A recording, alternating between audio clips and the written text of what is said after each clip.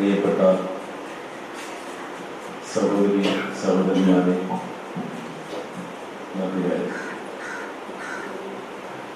ക്രിസ്തുമത വിശ്വാസി, വളരെ പരിപാവനമായ ഒരു ചടങ്ങാണ് ഇവിടെ നടക്കാൻ പോകുന്നത്.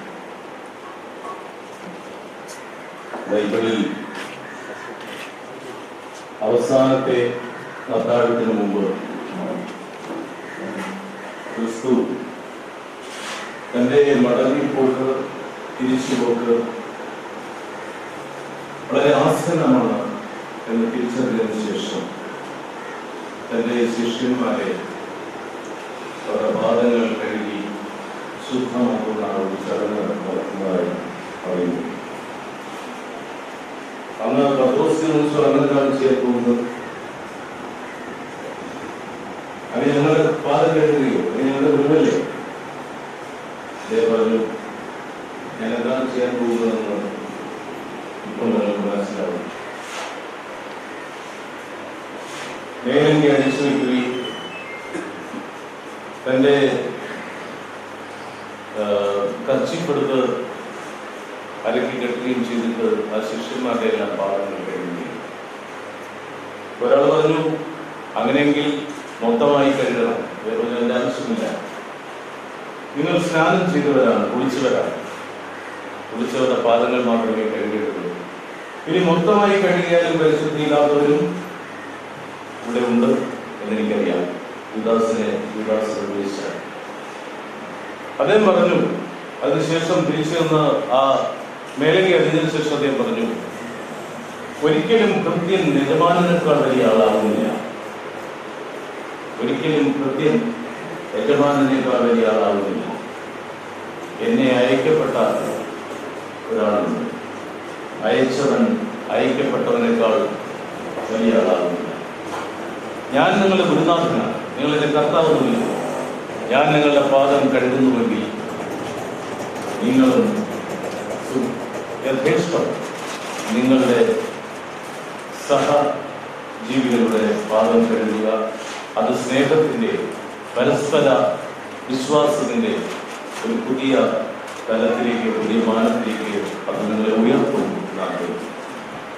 ഏതാണ്ട് ആ സന്ദർഭത്തെ അന്വർത്ഥമാക്കിക്കൊണ്ട്, അനുസ്മരിപ്പിച്ചുകൊണ്ട് ഇവിടെ അതുപോലൊരു കർമ്മം നടക്കുകയും. നമുക്കറിയാം, നമ്മുടെ ഈ കാലഘട്ടം, നമ്മുടെ ജീവിച്ചു പോകുന്ന കാലഘട്ടം എന്ന് പറയുന്നത് കാപട്യങ്ങളുടെ ഒരു കാലഘട്ടം.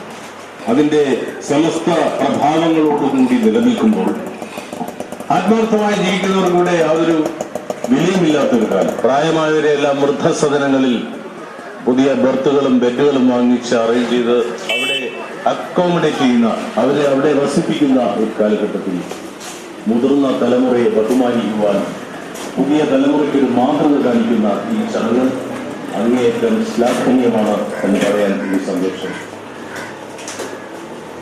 കാരണം നമ്മുടെ സ്വഭാവങ്ങളിൽ നിന്ന്, പുതിയ തലമുറയുടെ സ്വഭാവത്തിൽ നിന്നൊക്കെ അകന്നു പോകുന്ന ഒന്നാണ് വിനയം എന്ന് പറയുന്നത്. മഹാകവി കാളിദാസൻ അദ്ദേഹത്തിന്റെ വിഖ്യാതമായ ഒരു കാവ്യത്തിൽ വിനയത്തെ സൂചിപ്പിക്കുന്ന ഒരു വരി പറയുന്നുണ്ട്: മരങ്ങൾ താഴുന്നു ഫലാഗമത്തിനാണ്. വൃക്ഷങ്ങൾ, ഒരു വൃക്ഷം അതിന്റെ ജന്മം സഫലമാകുന്നത് അതിൽ ഫലങ്ങൾ നിറയുമ്പോഴാണ്. അല്ലാതെ മുരുക്ക് പോലെ ഫലവൃക്ഷമാകാതെ നിൽക്കുന്ന വൃക്ഷങ്ങൾ കൊണ്ട് പ്രയോജനമില്ല. അങ്ങനെ ഫലങ്ങൾ കൊണ്ട് വൃക്ഷം സമ്പന്നമാകുന്ന സമയത്ത് ഒരു വൃക്ഷവും ഉയർന്നു നിൽക്കുന്നില്ല. മരങ്ങൾ താഴുന്നു ഫലാഗമത്തിനാൽ. കാളിദാസൻ സങ്കല്പിക്കുന്നതും കൽപ്പിക്കുന്നതും ആ മരങ്ങൾ വിനയം കൊണ്ട് ഭൂമിയെ പ്രണമിക്കുന്നു എന്നാണ്, ഭൂമിയെ നമസ്കരിക്കുന്നു. അപ്പോൾ വിനയം നമ്മളെ ഉയർന്നു നിൽക്കുവാനല്ല, നിവർന്നു നിൽക്കുവാനല്ല, ഞെളിഞ്ഞു നിൽക്കുവാനല്ല, നമ്മളെ വണങ്ങുവാൻ പഠിപ്പിക്കുന്നു. മരങ്ങൾ താഴുന്നു ഫലാഗമത്തിനാൽ, ഫലം നമിക്കുന്നു ഖനം നവാമ്പുവാൻ എന്നാണ്. നമ്മൾ ഈ മേഘങ്ങളെ കുറിച്ച് പറയും അല്ലെ?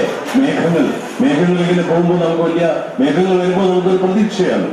നമ്മുടെ പ്രതീക്ഷ അതിവിടെ നമ്മുടെ മുമ്പിൽ, നമ്മുടെ കൃഷിഭൂമികളിൽ, നമുക്ക് ചുറ്റും നമുക്ക് ആശ്വാസത്തിന്റെയും തണുപ്പിന്റെയും ശീതളതയുടെയും എല്ലാം ആശ്വാസവർഷം ചെരിഞ്ഞുകൊണ്ട് അമൃത വർഷണിയായി അത് പെയ്തിറങ്ങും എന്നാണ് നമ്മുടെ പ്രതീക്ഷ.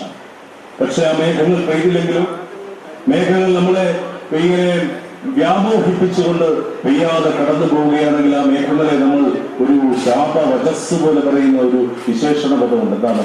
വന്ധ്യമേഘങ്ങൾ, അല്ലെ? വന്ധ്യമേഘങ്ങൾ, പെയ്യാതെ പോയ മേഘങ്ങൾ. പെയ്യുന്ന മേഘങ്ങൾ, മേഘങ്ങൾ പെയ്യുമ്പോഴാണ് അതിന്റെ ജന്മവും സഫലമാവുന്നത്. തുടങ്ങിയത്, നമിച്ചത്, അതുപോലെ മേഘങ്ങളും നമ്മെ നമിക്കുകയാണ്. ആ വിധത്തിൽ വിനയത്തിന്റെ പരോപകാരി ഇതുതാൻ സ്വഭാവമാണ് നമുക്ക് സമ്പത്തുണ്ടാകുന്ന സമയത്ത് നമ്മൾ വളരെയധികം വലിയ സാമ്പത്തികമായ ഉയർച്ചയിലൊക്കെ എത്തുന്ന സമയത്ത് ഊറ്റം കൊള്ളരുത് എന്ന് പറയുന്ന സന്ദേശമാണ് കാളിദാസൻ തരുന്നത്. ആ ഒരു സന്ദേശത്തിന്റെ അംശമാണ് ഇവിടെ ഇപ്പോൾ നടക്കേണ്ടത്. മുതിർന്ന തലമുറയെ ബഹുമാനിക്കുവാൻ പുതിയ തലമുറയ്ക്ക് മാതൃകയാകുന്ന തരത്തിലുള്ള പരിപാലനകരമായ ക്രിസ്തു കാണിച്ചു കൊടുത്ത മാതൃകാസുന്ദരമായ ആ കർമ്മം ഇവിടെ നടക്കുവാൻ പോകുന്നു. അതിൽ ഭാഗവക്കാൻ വന്നിരിക്കുന്ന നിങ്ങളോരോരുത്തരോടും എനിക്ക് അതിയായ സന്തോഷവും സ്നേഹവും തോന്നുന്നു.